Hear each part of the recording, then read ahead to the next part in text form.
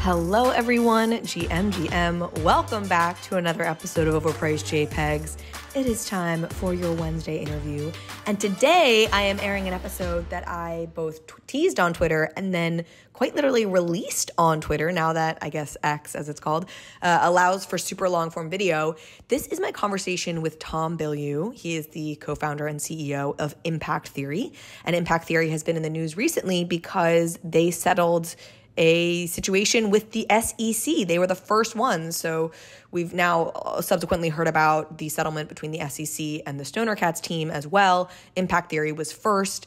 Folks who have been following me, I'm sure, are somewhat versed in this. I've been tweeting about it. Like I said, I even tweeted the episode that I'm about to release today. So if you may have already seen this. But in any case, if you haven't watched it yet, I'm very eager for you to hear this episode. I think it's a good one. There's a lot of information we get through here.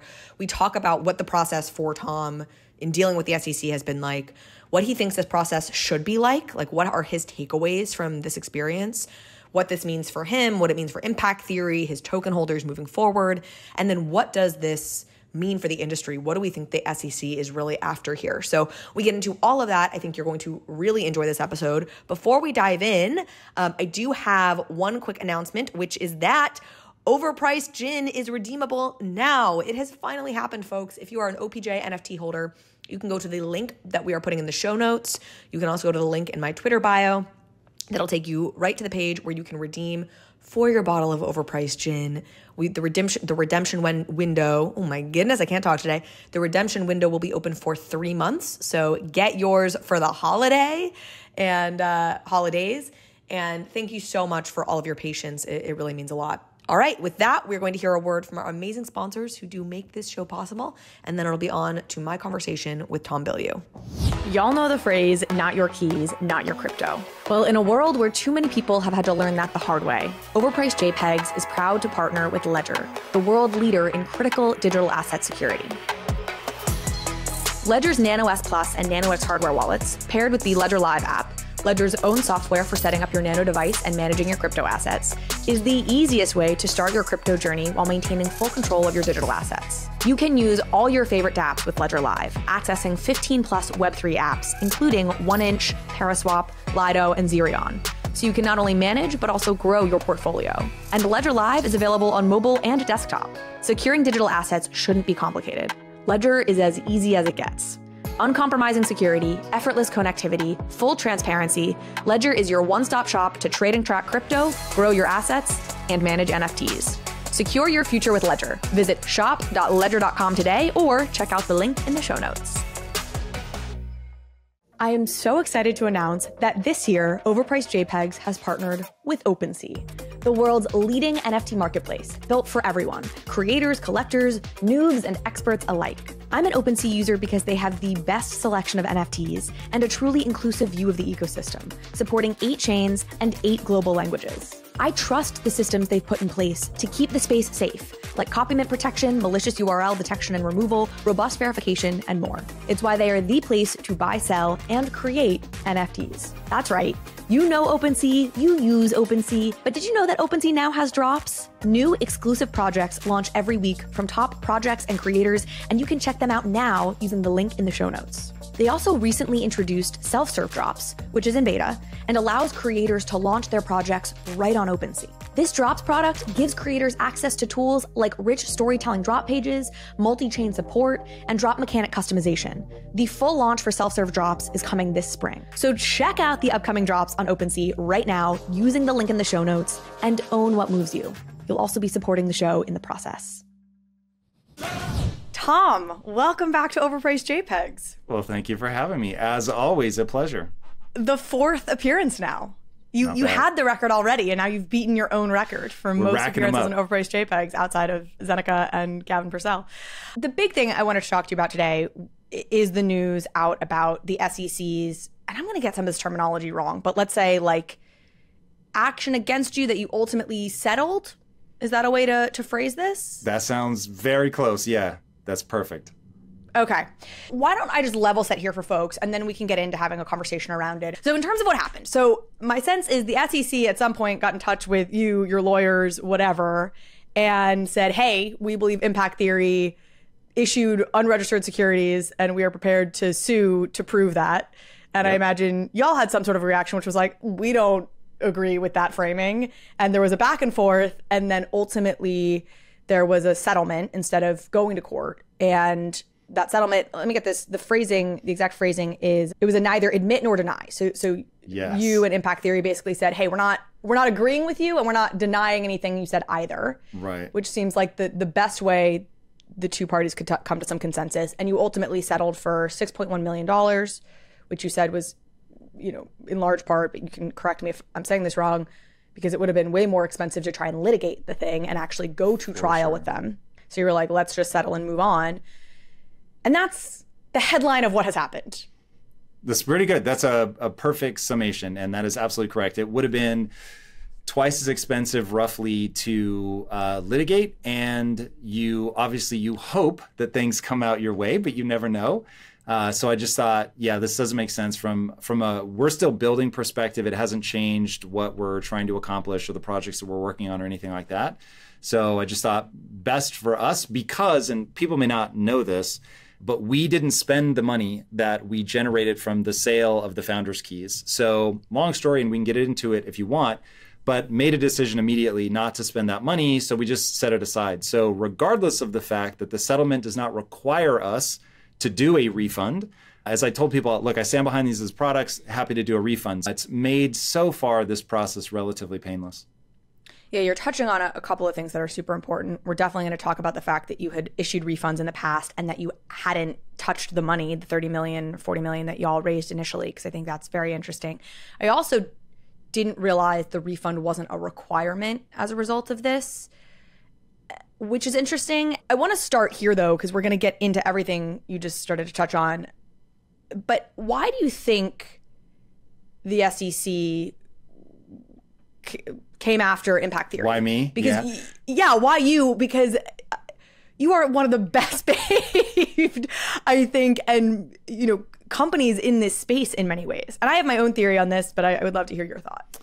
Yeah, so that was the very first question that I asked myself when we started down this process but not like a why me lamenting to God. I was like, I want to understand their strategy. Yes. So of all the projects, like if you're trying to make an example out of somebody, it struck me that we were not the droid they were looking for. So I was very surprised. So you obviously come to a conclusion that, okay, we're high profile, we're very visible, given that Impact Theory generates something like 13 million views on YouTube alone month after month. I was like, okay, so if this would have gone more their way to, I don't know what language to put around that, the way maybe they anticipated when they started, we could have been a good use case for let's make a lot of noise with, somebody that's going to be very public and people will care about the outcome. So that's sort of where I settled out, if I'm honest.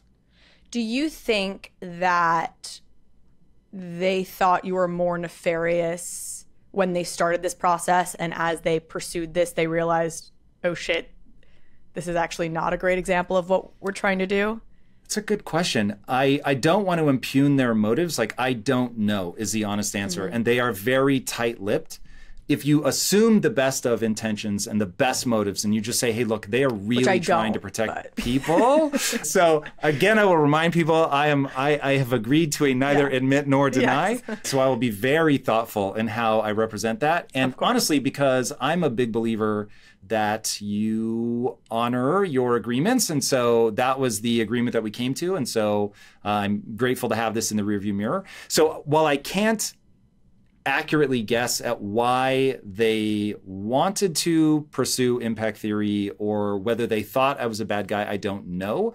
But I can give you a timeline of facts, and then I think this becomes much easier for people to understand exactly what happened. So we launched the Founders Keys at the height of the bull market. There was so much euphoria in the space. And if I'm completely honest, I had not gone through anything like that before. I'd always had my head down just building businesses. And so that was the first time where I was like, oh, everybody's really excited about this thing. Amazing. This will be fantastic. I think we've got a very special product that we can put into the market. I put that product out into the market. This would have been at the end of 21. put that product out into the market, and it sold very well, obviously generated roughly $28 million in revenue for us. We were thrilled. We had our next launch very closely after that.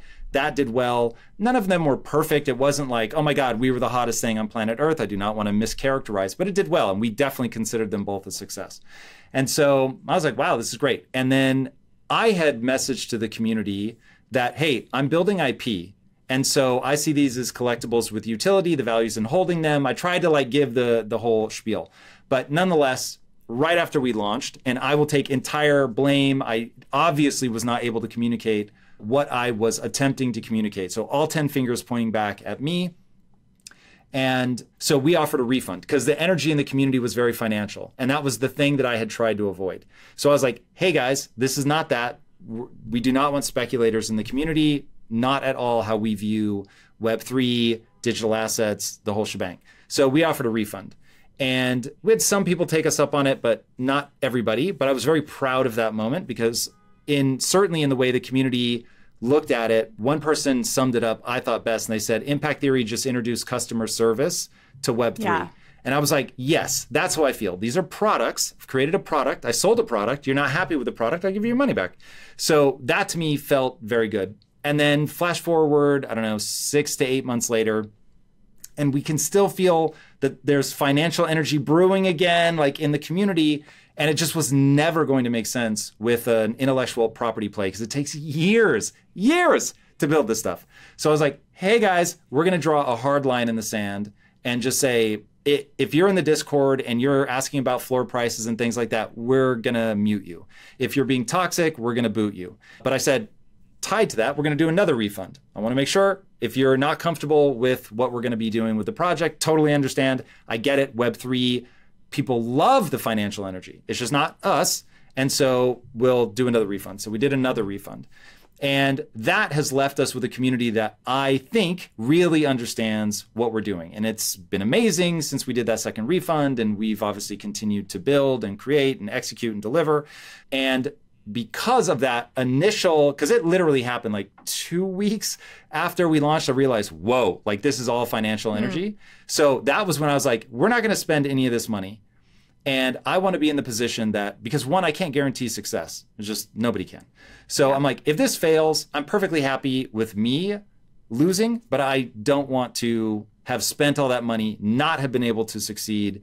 And so I was like, look, we'll keep it. And so then when the SEC entered the chat, it was like, thank God that we didn't. We still have this money. Exactly. So now I'm in a position where I can, because we are fortunate, for people that don't know our story, my wife and I are very well capitalized, which means the Impact Theory is very well capitalized. So we just spent our own money building the project.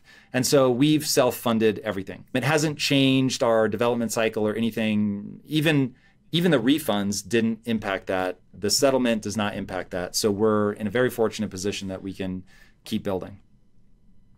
If you're able to answer this, like when did the SEC first reach out to you? Or like when did you first become aware that there was a conflict with the SEC in this timeline? Well, in the beginning, if I'm honest, I don't remember the exact date. I think it's been less than a year from the time they reached out to the time that we settled.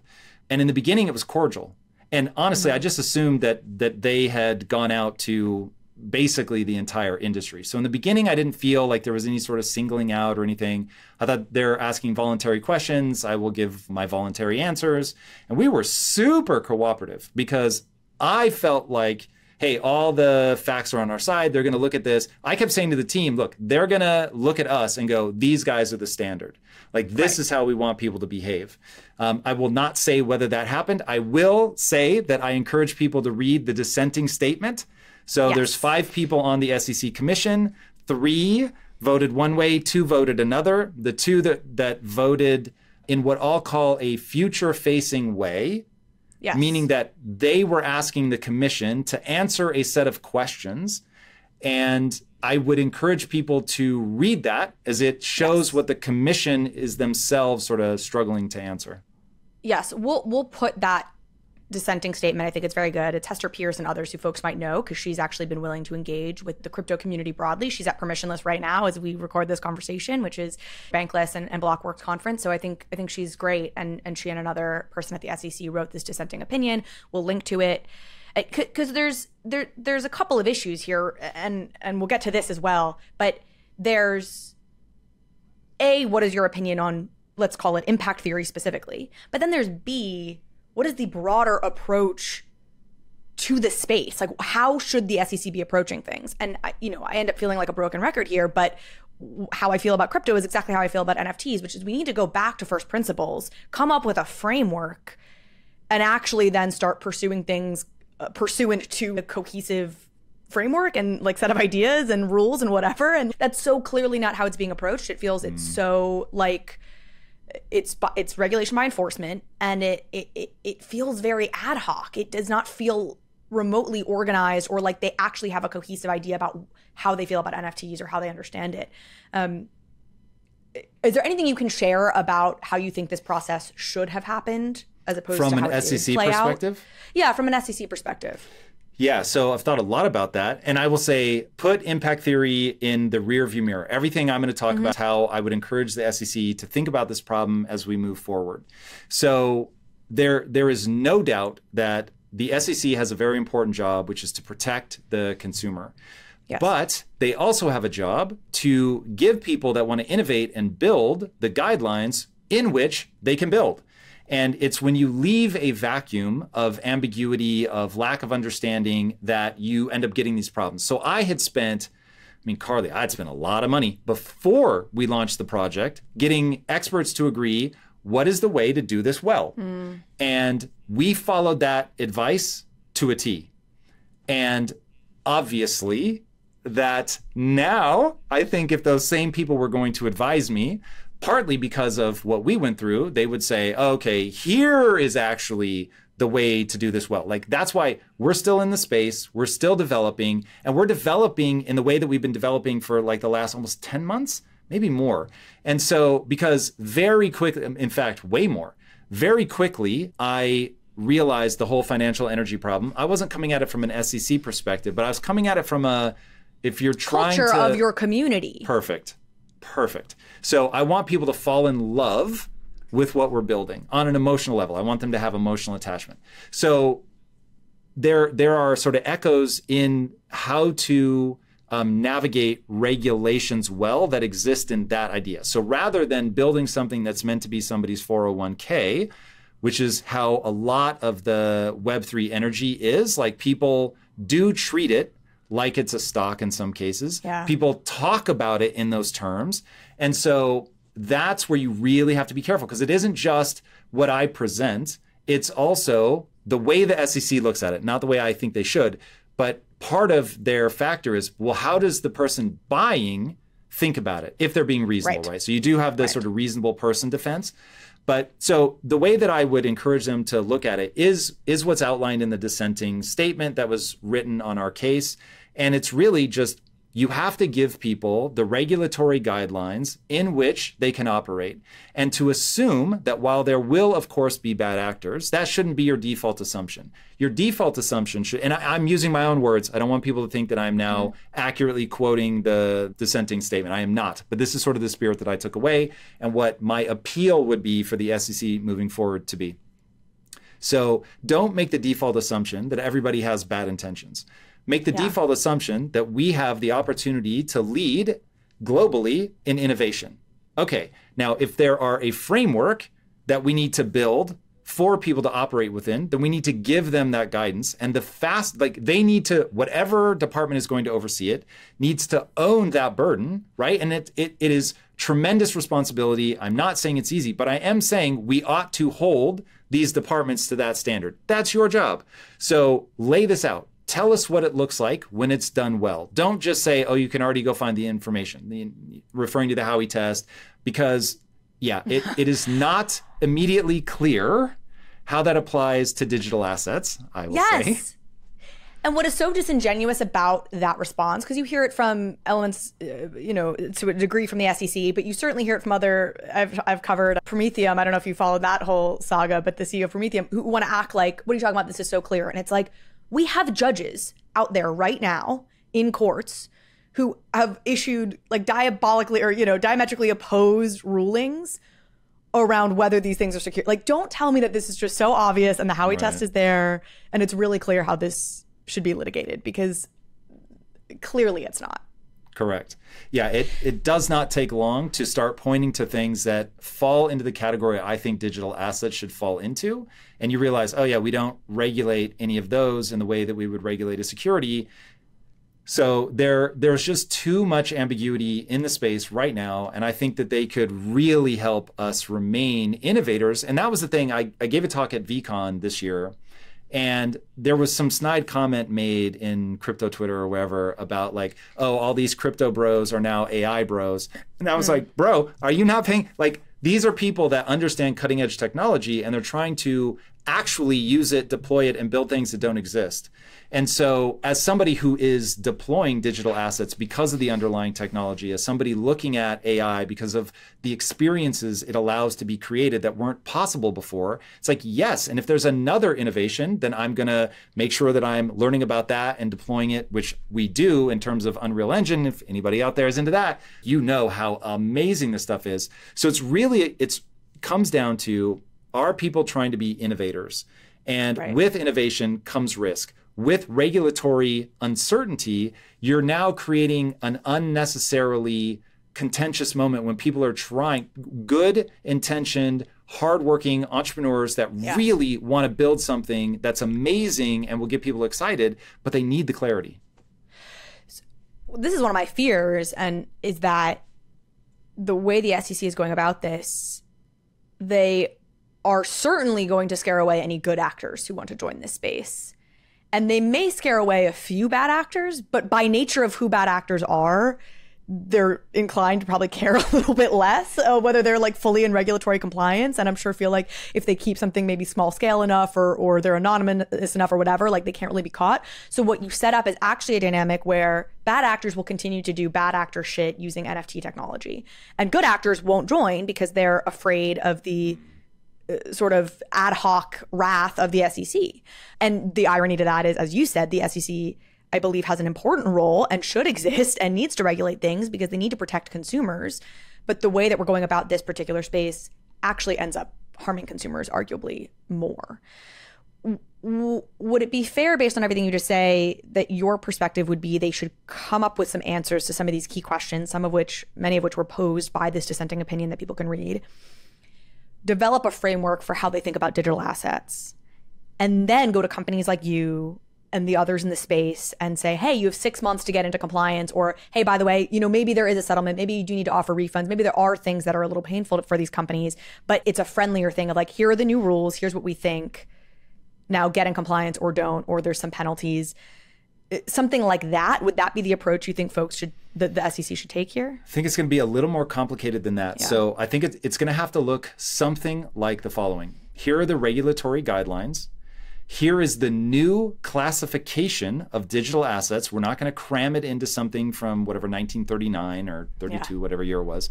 And we understand what the classification is for these. We understand what we have to do to be compliant. And here's the most important part, that we're going to make sure that this level of compliance is not the kind of crazy Sarbanes-Oxley compliance that keeps, so many people spiraling out because it's $2 million a year trying to be compliant. So you need a level of compliance that matches the sort of startup, scrappy, small team mentality where they can do something so that the governmental agency that's overlooking it says, yes, that is the way that we want you to approach it. And then it just becomes a question of, what do you have to do to prove that you're meeting those requirements? What do you need to make available to the consumer? But if you think of these more like a Pokemon card or a watch or a collectible car, now you start, what kind of thing would you need to supply somebody before they buy that, before it gets ridiculous? And so, because I think if they just do the traditional, make it a security and make everybody register the way they would for a security, you will decimate innovation because a young person that does not have a ton of resources, they're doing this as a side hustle. They're just, the regulatory hurdles are too great. Yeah. Do you have thoughts around what some of the specific things that could be done are? Like, do you think Undock's team, like, hey, you need to disclose who you are and there needs to be some amount of information about the founding team, for example? Like, man, that seems pretty straightforward to me. Like, if you're starting a business, and this is what I was banging on about in the early days, like, hey, if you go sell a product and you generate $2 million, $4 million in revenue, you just started a company. And so when you're thinking of it as, oh, I'm just an artist and I put this thing out there, it's not going to fly. So this is actually, to play devil's advocate here and to put you on the hot seat a little bit, this is something I was going to say. I think when I think back to the very early days of Impact Theory, as somebody who followed this in early days and interviewed you fairly early on in this journey, you know, the difference between an Impact Theory and, say, a Bored Ape Yacht Club in the early days is it was very clear that you had a business. And it was very clear that by buying keys, you were in some way connected to this Tom Bilyeu run business. That was not true when you bought Bored Apes. You know, like, I think Bored Apes could even have a stronger argument to the SEC, certainly at the time, right? That said, like, we sold some monkey pictures. You know what I mean? Like, you didn't own anything. This wasn't a piece of our company. There were these weird ass monkeys and you had rights, you know, you had intellectual property rights to those monkeys. And like, that's that. And I actually think it's harder maybe for you to make that argument because you had a company. And I think you were better than maybe anyone at being like, this is not about short-term financial speculation. But you did have a case around, I'm building a larger, bigger thing that I want my holders to have a piece of, or, you know, the next Disney or whatever. And I want you to have a piece of the different IPs here. That I could understand people construing as this long-term stake in Tom Bilyeu's business. What do you make of that? Yeah, so I think it's the exact opposite. So okay. And I have some quotes from our first interview together, so I might get some quotes. Please, 100%. Look, I just did an interview. It was hilarious. They were like, here are the questions we're going to ask you. And then I go on and they're like, we'd like to play this clip of somebody calling you a scam artist. It was actually my first like gotcha interview. I was like, I don't know, do I be like, this is my coming out party? I don't know. It was an interesting moment. It's so, like mean tweets almost, you know? Yeah. So by all means, hit me, ask me the hardest questions, be journalistic. I don't want anybody walking away saying Carly was being nice. So whatever's true is true. So by all means ask. But so the way that the SEC is going to look at that moment is, let me preface this. Do not confuse what I'm saying with legal advice, boys and girls. So this is one man's opinion based on everything that I've gone through now. And admittedly, I have talked to a lot of lawyers, but I assure you, not a lawyer. So what I've taken away from everything that we've gone through and the communications with the SEC and the just absurd amount of money that I've spent on lawyers at this point is that the fundamental question that they're asking is, are you pooling resources in a common interest with an expectation of increased value? And so what I was... through the effort of others, that expectation of profit through the effort of others, which I think is a crucial piece. Correct. Yeah. So what I was trying to explain to people was, hey, the value that you're going to get out of what we're creating, because these are collectibles with utility, the value that you're going to get is in the owning of the item. It isn't in the selling of the item. I can't tell you if they're going to go up in value. But what I can tell you is I'm going to be building a lot of stuff. And if we're successful, then you might be able to get cool stuff from being a holder, if you think of it like having a ticket to Disney. Anyway, this all becomes very controversial. I want to be very clear. This is not me saying, oh, I did it right. And that's exactly what I would encourage people to say. But this is me saying my intention was I want to create something where the value is in owning it, not in thinking about selling it, that nobody thinks, oh, this is going to go up in financial value over time. But that's why it goes back to, okay, but what did the person think when they bought it, right? That's a part of this whole equation. So from the SEC perspective, because I had a company and there were elements of my company that had nothing to do with this, and there was no promise of, oh, I'm going to pay you dividends, then that is actually debatable. Again, I want to say debatable. We settled. We did not go to court. Who knows how any of this would have played out in court. But that always felt pretty strong for us. We have a real business. The thing I sold you had the utility that I told you it was going to have on the day that we started. And so that actually puts us in a better position. Any other project that sold something and said, with this money, we will build this thing. Yeah. Now you're in trouble. Well, that's another question I want to get to, but hold on. Before I get there, I want to stay on this for a moment because so let me mention some quotes here and say that I think you're such a wonderful person. I think you have such good intentions. This why did my screen just get so dark suddenly? Do I look darker to you? You do. The sun yeah, is shifting behind me. I don't know what happened. Well, anyways, most people listen to this podcast. That's good news. And my sense, and then in going back and re-listening to our first interview, this was reaffirmed, is like you obviously would love to like help the world, benefit your holders, you know, and so I'm doing a kind of a poor job of setting this up, but basically we were having a conversation and you were talking to me about how concerned you were about the decline in the middle class and things that happened during COVID and, you know, forgetting, you know, there were stimulus checks and things, but how you had an initial concern about, oh my gosh, these people who are economically struggling, whatever. And is there a world where NFTs and crypto and this technology could be a part of a solution for bringing back a middle class? And we were sort of having a conversation around that. And I think you have very genuine intentions around like wanting to make the world a better place and wanting to see people succeed. So in that context, as we're talking about this, you said, as I started to understand the tech, meaning like the NFT blockchain tech, I said, wait a second, because of the ownership component of this is funny, if legislation doesn't mess everything up, you said, this has a chance of bringing back a thriving middle class. And then probably 50 seconds later, we kind of chat about that a little bit. And then you say, so bringing it back to the keys being your NFTs that were at the center of this, I'm like, tell him, all right, the goal with the keys is to put 90% of the long tail economic value back into the hands of my community. And I thought this is going to be a psychological breaking point for most old companies. Like they're just too wired to try and get everything up front. So again, this was, you were saying, like, I think a lot of old companies, I interpreted this at the time as Tom is somebody who, if legislation permits, understanding there's complications, would love to share the wealth of whatever he builds in this company with these original holders. And while to your point, that by no means, that actually means you get the benefit from holding it, much like you get paid a dividend if you hold the stock, not by selling the stock, it does start to get at some level of profitability you're getting from having initially bought this asset because you're getting some sort of return from the company itself. Talk to me about that. What do you think when you hear these quotes? What did you mean at the time, et cetera? Welcome to the list of things that you will not hear me say again. So this is which is so unfortunate to me because you are like an incredibly talented entrepreneur, and wouldn't it be great if people who had participated with you early for reasons of utility did get to have some sort of upside in the long term?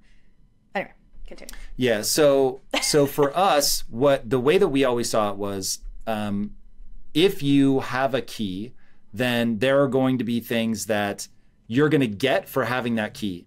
And the way that I try to be very careful to frame it is, if you get something for owning the key and that thing happens to be wanted by somebody else, you own it. So do what you're going to do. And that is, again, until there is regulatory clarity, you are never going to hear me say stuff like that again. I understand how that put us in a non-ideal situation, because what I wanted to focus people on was the non-economic value of this, right, the emotional value being attached to what you have. But the reality is that when you look at putting ownership back in people's hands with legislation and just abundance of regulatory clarity, that to me is a good thing.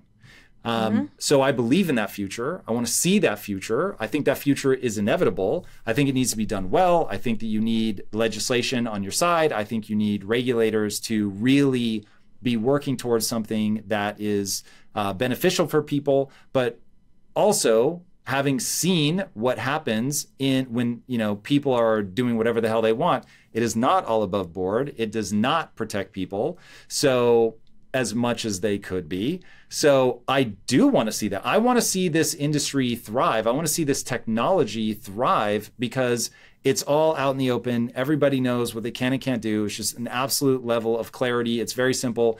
And if somebody is going to do something where they're trying to, music is the one I'm sure people listening to this want to punch me in the mouth because it's become so cliche, but I can't help but say, like, to find a band when they're starting that you can buy their stuff, support them in a way where you can also benefit from having supported them early. I cannot wait for that future to be legislated so that it's possible. So that there was so much excitement around that idea, and I would love to see that come back, because I have a very strong thesis about what the world becomes moving forward. And what the world becomes moving forward is hyper niche. And so everybody is niche down. They speak to, their group of 1,000 people, and that sustains their livelihood. But to do that, you need to be able to take advantage of the blockchain. You need to be able to put these extremely exciting moments in the hands of people in a way that's clear and straightforward, and everybody knows what it is, and you can march forward. We are not there, and until we get there, you certainly aren't going to hear me talking about that.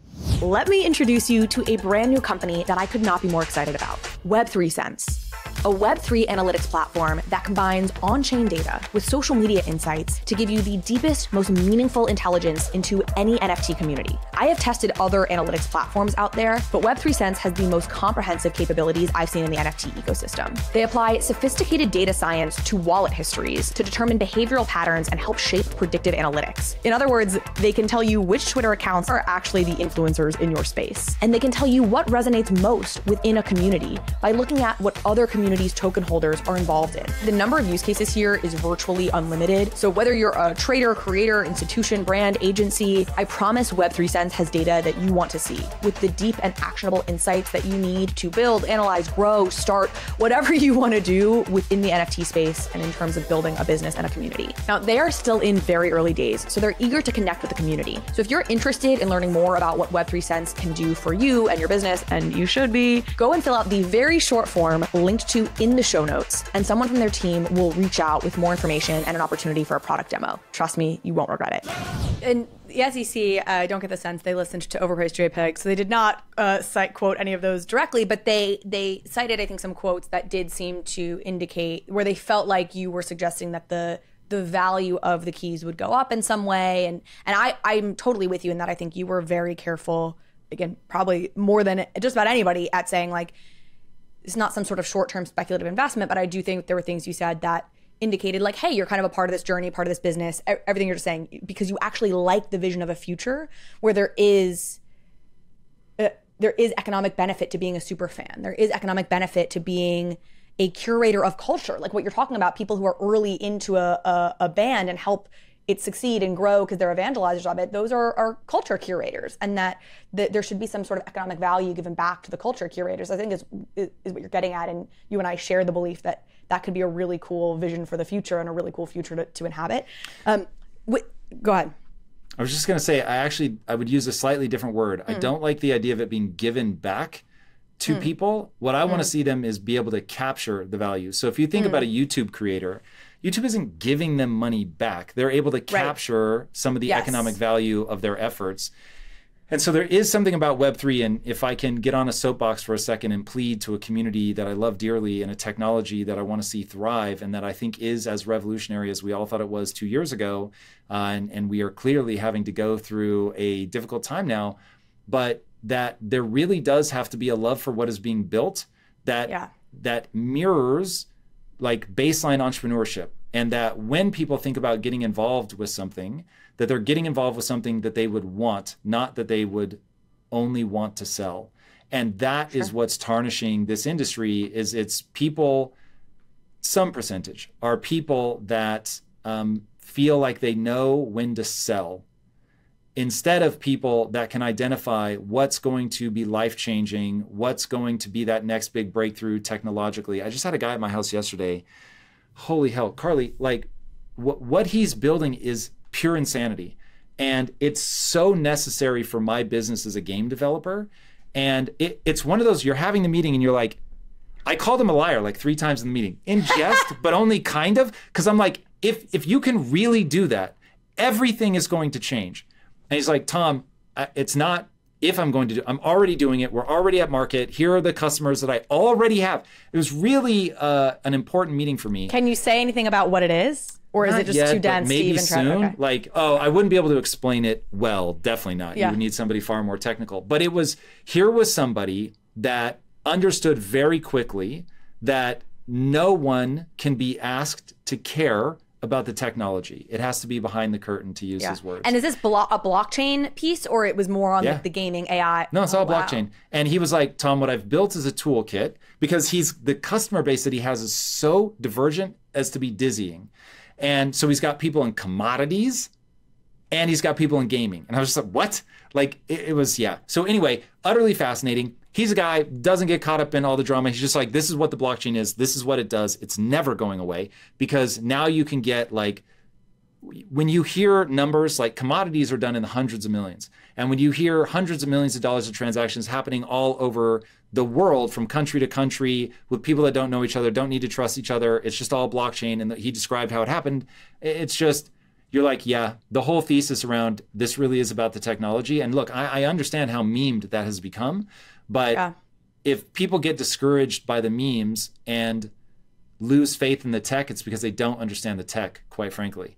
And so when you understand the tech, you're just like, I get it. We're going to have to go through some difficult hurdles, and it is what it is. But like, the technology hasn't changed, and therefore my thesis hasn't changed.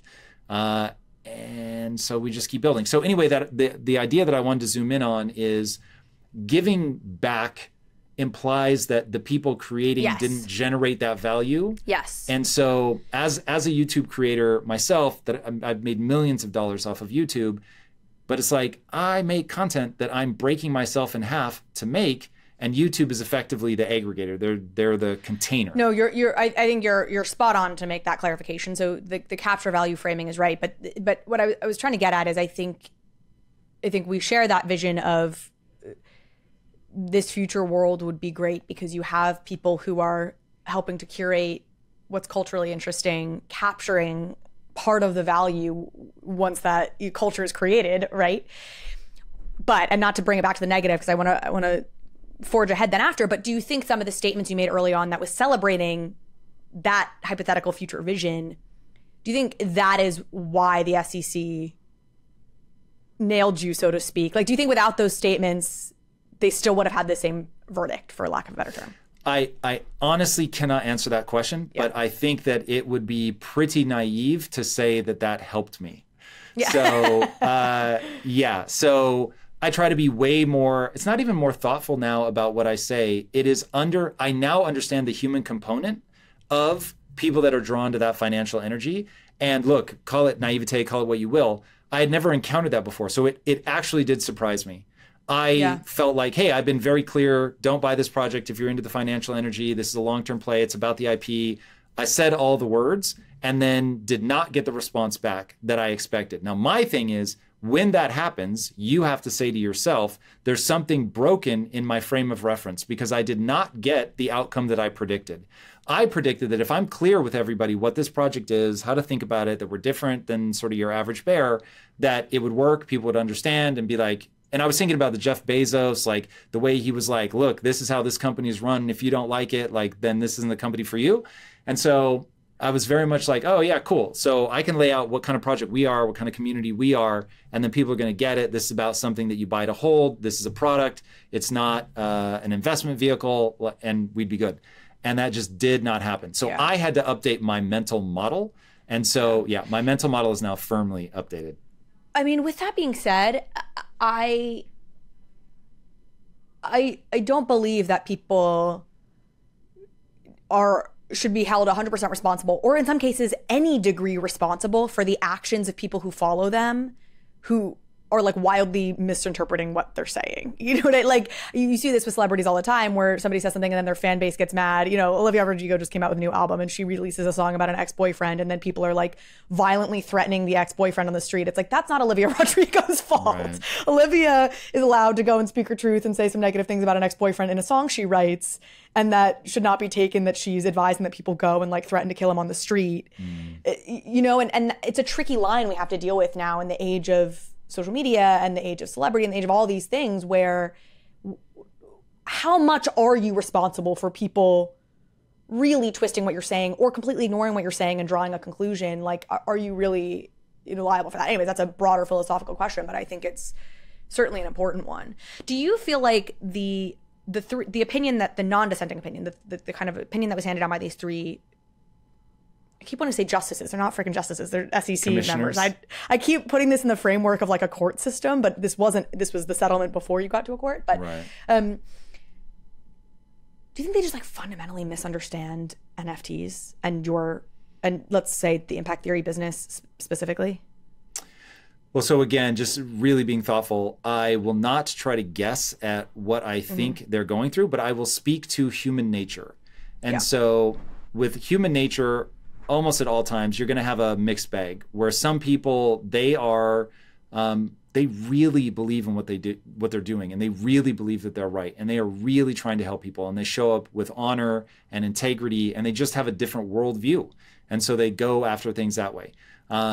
Again, I really am not speaking to these people. I don't know them. I didn't engage directly with them. This is all through lawyers. So again, I cannot speak to it. But then there are people that are trying to advance. And there is if I'm not mistaken, the 3-2 split on party lines. I don't know that. I didn't look super close, but I've heard that mentioned.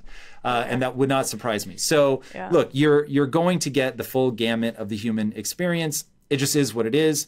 I like to assume that people are leading with good intentions, that while I very much am saddened that the current approach to digital assets is through the lens of the securities law, which I personally, like if I were going to lovingly advise them to help America remain the home of innovation, to help unlock all this incredible potential, all while protecting the consumer, I would very much advise them to, you're going to have to get in and learn this. You're going to have to figure out what the technology is so that you can put sensible guidelines. You're going to have to find a new category for this to exist in so you're not killing innovation, all of that. And so, all of that becomes like who interprets what, how. It's going to be impossible to guess, but if we stay focused on what ought they, and I use that word ought on purpose, what ought they do moving forward? What is their moral obligation to do moving forward? Now that immediately slams you into, I have a worldview.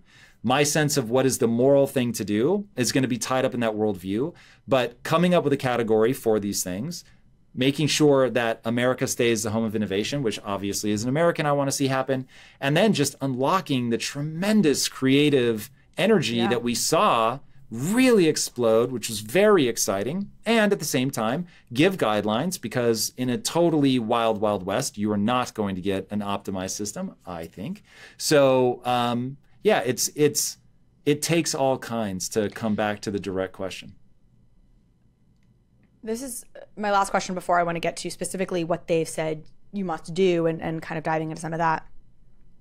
Do you think we should end the era, and maybe even regulatorily it becomes ended, of NFTs really as like a crowdfunding mechanism? I mean, we just talked about, we think it becomes to a degree crowdfunding when you talk about the musical act or this or that, but like, clearly there was like this proliferation of give me money first, I'll deliver you a product later.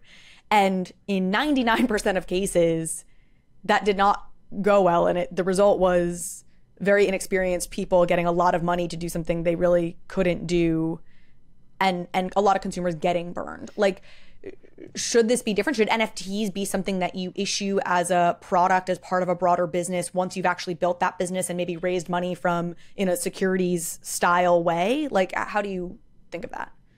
Well, what's very interesting is typically when you raise private money, you're not raising money in a security style way. And so what I would love to see people doing, and again, this is just looking because they're accredited.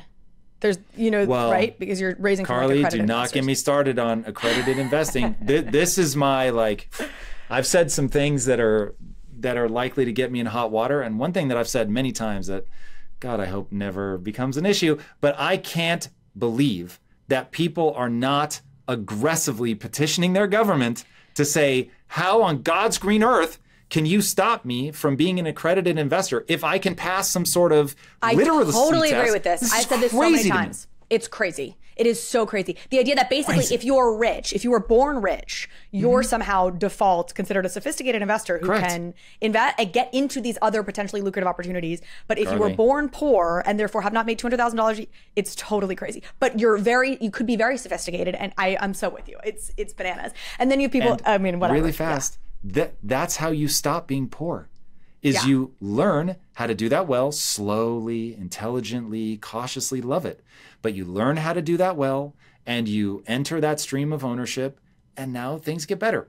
And so that to me is like, I often ask people, when was the last time you were offended? As a way to find out like how delicate they are. And I can say the last time I was offended was when I learned that the day I was worth more than $1 million, I was suddenly an accredited investor. And I was like, nobody, let alone me, should be investing according to my strategy. I don't know what I'm doing. I know how to make money. I don't know how to invest money. And so they are two very different skills. So I was like, you're telling me just because I've managed to make this money, you think now I know how to play this other game? I was like, that's crazy. And then just because some person has spent the last 5 or 6 years becoming a master of puts, calls, options, all that stuff, and now you're saying, but you don't have $1 million, so you can't do it? I was like, what? So anyway. It also warps incentives. Like as somebody who runs her own business and determines what I pay myself, I don't want to pay myself a certain amount this year because I'd rather save it, invest it in the business, whatever. But I have this thing going in the back of my mind, like, well, if I make more than X dollars 2 years in a row, I can be accredited now. And I like the idea of just like having that as a possibility. That's like a warped, I shouldn't be doing that kind of business calculation for myself. Correct. Like I should be able to take a freaking test. I'm totally with you. I mean, this is a soapbox. Yeah. But okay, so forgetting my framing on that, the point being like, should we put an end to NFTs have been used as a crowdfunding mechanism for companies in silly ways, right? And like in ways that probably not. Should these just be products that you sell later? Okay, so let's abstract this completely away from me because this was the exact position I didn't want to be in. And so people know, as we're doing the third refund, this is all about, I want people to get a refund, have a token. We're clearing this with lawyers. I don't want anybody to think this is all settled, but here's what we're aiming towards. Hey, everybody, give me the key that you paid for. I will give you your money back, and I'm going to give you a thank you token. Let's call it that. And now you have a token that I can do things with that my lawyers tell me are perfectly fine. And now you have something that I did not get any money for. And so now I'm free and clear and we can do amazing things. Okay, so that's where we're trying to end up. But now, having said that, what I want to see the legislators create the ability for is for people to be able to find a company. This is not how I'm building mine, but to find a company or a product that they want to see exist, back an entrepreneur and say, hey, I'm going to give you the money by buying, however we're going to do this, tokens, whatever. And now you're going to go build it. And then I'm going to get something out of that. So we see this with creating a product. And so nobody has a beef with that. And they could just as easily walk off of that money and end up with nothing or give you a product that sucks, but nobody has a beef with it. Or I could actually treat that like equity in the company. And now moving forward, we can do our thing. Cool. That's a different thing than digital assets. Yeah. But I want to be very clear that if somebody wants to do that, there should be a regulatory path to get there that ties in line more with crowdfunding than it does, traditional investing. But there needs to be regulatory hurdles and guidelines and reporting and all that. And then what I would like to see is people get savvy and people figure out who are the good entrepreneurs, get good at backing them, and stop spending more money than you can afford to lose. And that's the thing that scares me, is that man, people are out there acting a fool, giving the government more reason to come in and have to clamp down. And so that makes me sad. This is precisely why we're just a country mile from all of that. But yeah, I would like to see, so that people can have an opportunity to educate themselves in an industry, recognize somebody that's starting something that's amazing in their niche that they understand well, and being able to align themselves with that if they so choose. But that's a regulatory path, that's legislation. This is me talking about the future and what I want to see. That certainly is not the case today. Yep. Okay, let's talk about what the SEC said you had to do. And as always, I'm always like, oh, this will probably be a shorter episode because we're just going to talk with the SEC, and this will, I could talk to you for another hour. But what the results of this, you paid the $6.1 million fine. Was that the specific number? They said that you need to destroy all the keys, all the NFTs, the keys in your possession, as in Impact Theory's in Impact Theory's possession. Yep. And then I didn't realize that they actually did not mandate that you offer this refund. That's kind of interesting to hear. That was not a mandated thing by them. That's something you're opting to do. But they are saying that you need to eliminate all the royalties that can be received from just the keys. Just the keys, yeah. Just the keys. We no longer take royalties. I was going to say, joke's on them. We really, this community front ran, Blur front ran the SEC on that one. That was and that's a weird one to me because I don't really see how that, I guess I don't really see how the royalties bolster the case that this is a security, but clearly to their mind, somehow it does. Yeah, so I can only guess, and it is a guess because I actually don't have any direct information on this, but my gut instinct is it would be something along the lines of, this continues to generate revenue, which you are then funneling back into the business, and that's our whole beef, is that you are using these proceeds to build the business. And if you're using the proceeds to build the business, now you're tripping the SEC. Obviously, we told them we haven't spent a dime on the business. So I get what you're worried about, but that isn't what we're doing. Doesn't apply to us. So yeah. It's also weird, like certainly if the royalty was a dividend being paid out to holders, it feels clearer. I mean, it gets to this idea that like somehow there's like centralized business that, I guess it's the idea like if the business, I'm sorry, I'm not even going to try and work this out in real time. There's something, I like kind of get it. Like, there's also a case against Flow and what are they called? The original trading cards. Dapper?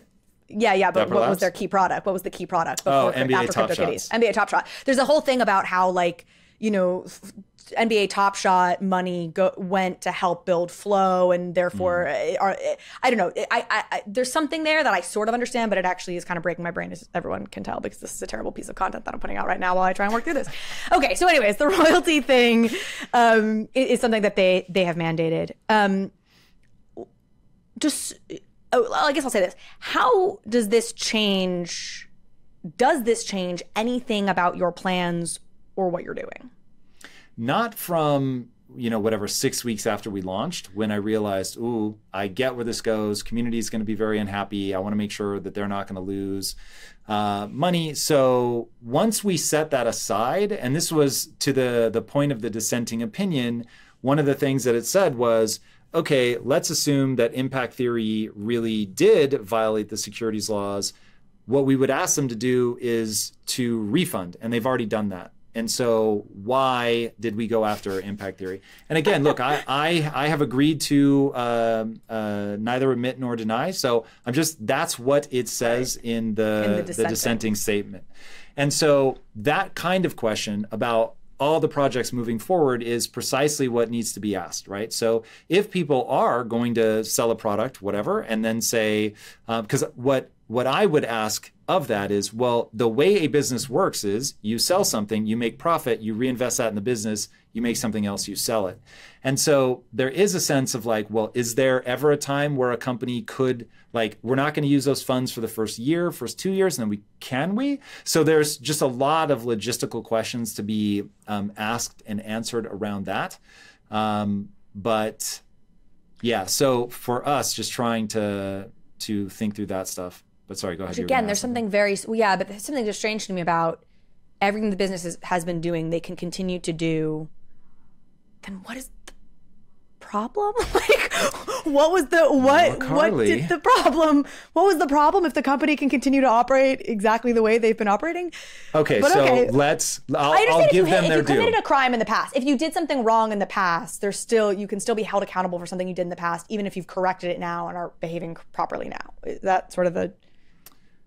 Yeah, so what they're ultimately saying is, we looked at the keys. The keys are the thing that we have the beef with. The keys are the things that we settled on.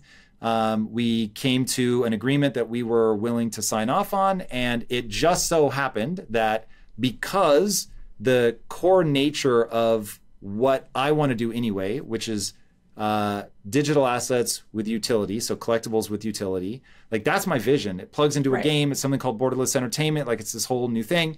So I was like, okay, cool. If I had a time machine, I would go back. I would just give the keys away and then we'd be good because I didn't spend that money anyway. So it was like, look, my core mistake was not just giving them away in the beginning. Yeah. So that's a position I'm trying to put myself in now.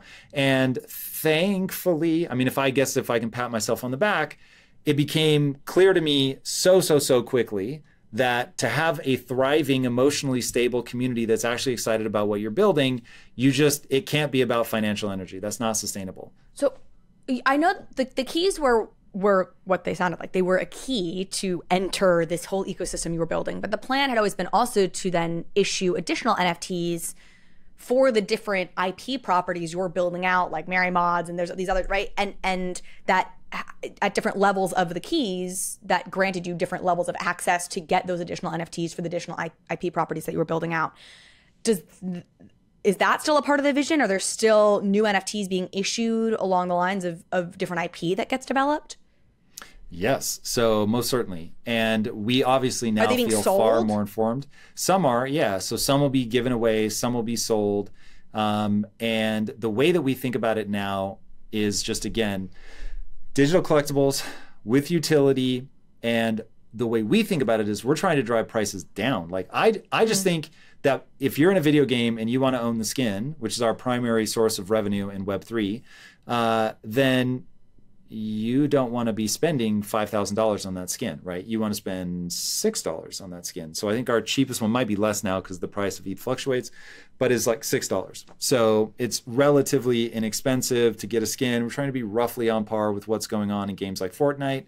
And, but because of the nature of the blockchain, that opens up all this other like cool stuff that we can do in the game, have the game react differently to you, give you access that other people might not get. And then if the lawyers give us the blessing to do refund, thank you very much, here's your money back, burn token, give you thank you token that will match the key that you had, then it's like if we want to do a giveaway or something, we can to those people. Mm-hmm. But because I'm not getting any money anywhere, any way, shape, or form, then it is clearly going to fail the Howey test. I'm not going to have collected money for a common good or whatever.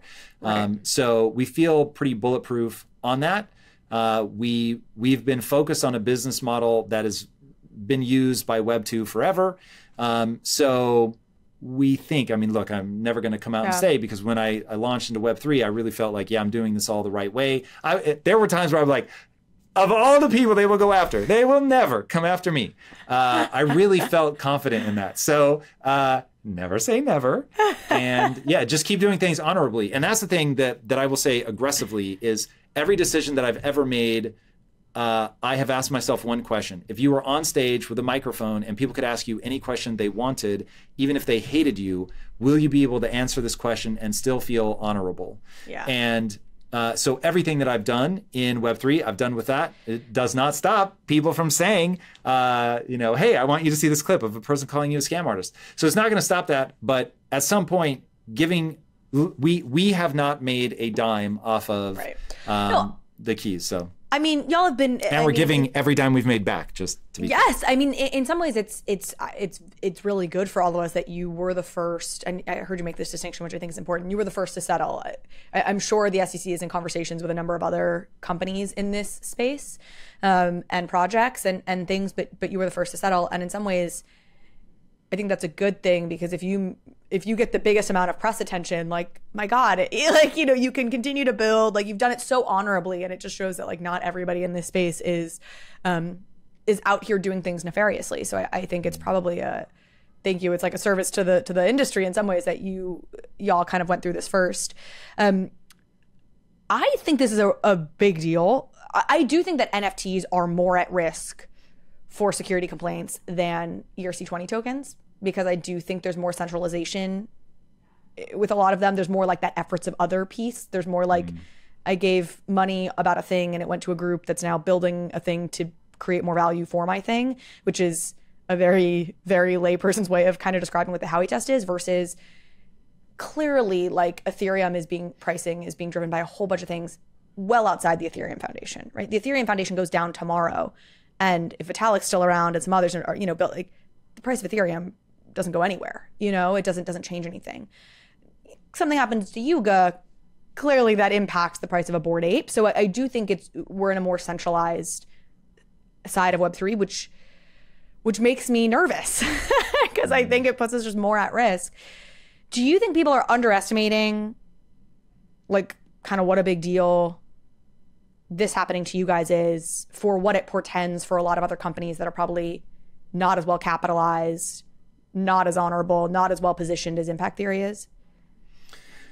Yeah, Carly, I don't know how worried to be about this. So I've heard different, because it will come down to one question: how focused is the SEC on this? So if when we first got into communication with the SEC, like I said, I assumed that this was one of hundreds that were out there, because I just felt like, for me, I felt like the oddest person to go after. And that's just me, right? That was how I was looking at it. And and for better or worse, the SEC did accidentally send us a document with somebody else's name. So we know they're going after at least one of the Oh my gosh. So, yeah. Whoops. So, oh my gosh. Yeah. And in talking to different legal teams, we hear numbers from like 30% of the industry is being pursued to like, it's a small handful. So I have no idea. Okay. So if the SEC is like, all right, we said what we had to say with Impact Theory and now we're going to move on, which would be my hope, obviously, in that what I hope comes out of this is that the SEC now has clarified their positions in that split decision. And so they're talking to each other. And that's what I really hope comes out of this, is that they realize, oh, okay, cool, let's create a path forward, let's litigate.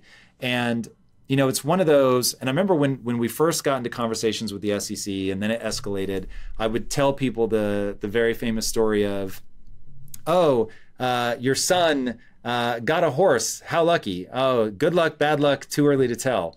Your son was riding the horse and he ends up breaking his leg. Oh, that's terrible luck. Good luck, bad luck, too early to tell. Oh, the military has come to, take away the fighting age children, but your son's leg was broken, so they couldn't take him. Good luck. Good luck, bad luck, too early to tell. So that's how I view what we went through. Is it good or bad? I don't yet know.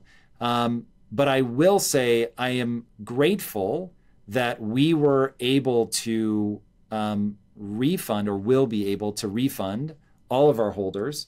And that my hope is new people coming into the space will be able to use everything that we went through to clarify how to move well, that they will not go spend the money that they generate, that they will see that is a very wise place to be, that people will, and now this is just me sort of talking again to an industry I love and want to see thrive, that they will treat these like products and not like their ownership in your company. And I see a lot of projects I respect, man. All those tweets you're sending, they're going to get read back to you. I promise, by an attorney, and it's going to sound fucking terrible. So you got to be real careful with that shit. So anyway, I want to see people do it right. The technology is breathtaking. Silly last question because it's so minor, but is your expectation, like, are you encouraging all key holders to get the refund and get that thank you token so that this can just be like off your plate? Or are you treating it like, if you want to get a refund, come do it? Or is it more like, come get a refund? I don't know yet. So this is a legal question. So I'm not sure if I'm able to encourage people to do it or not.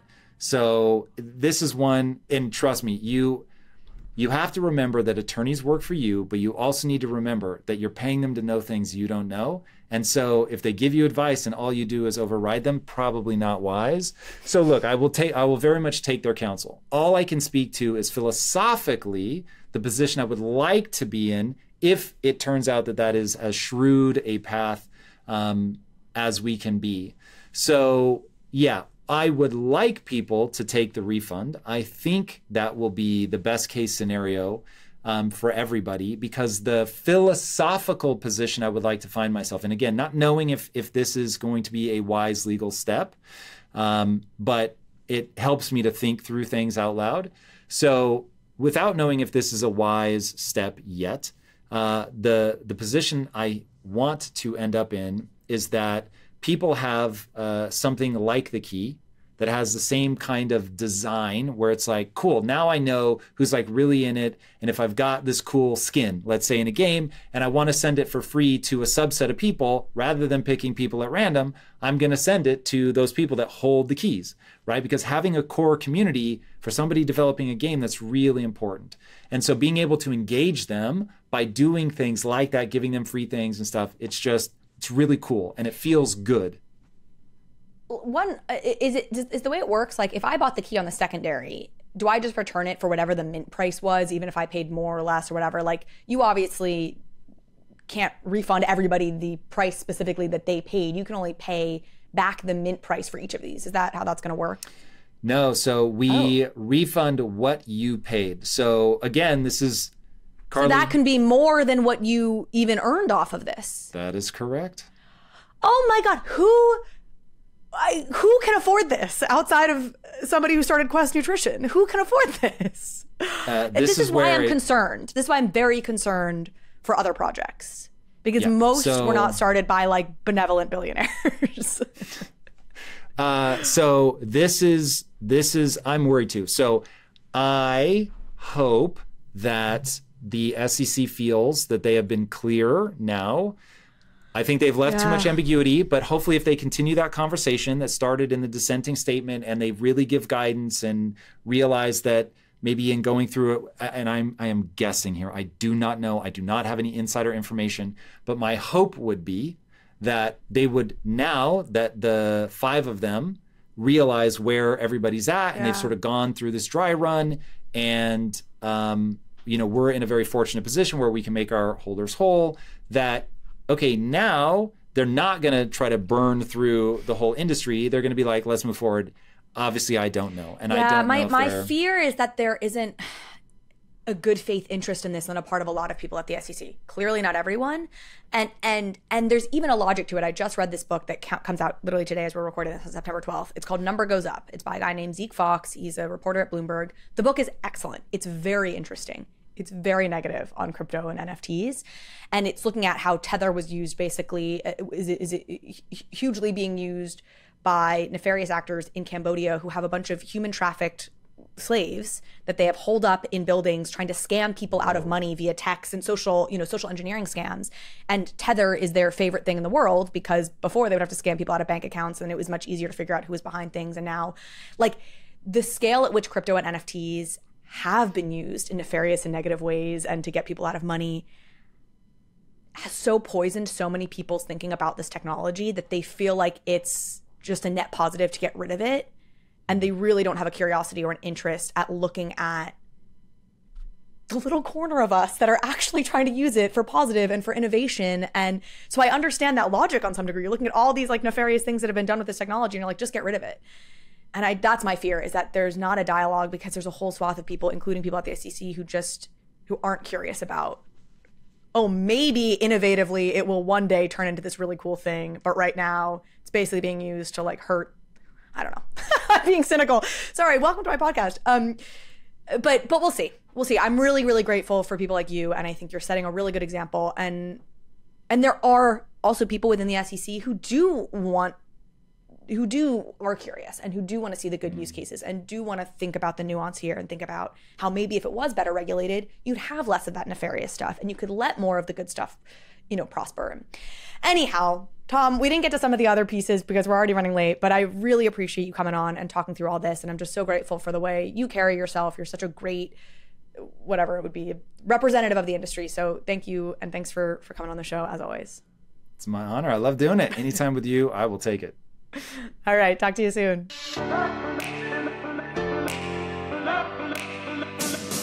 Thank you so much for watching this episode of Overpriced JPEGs.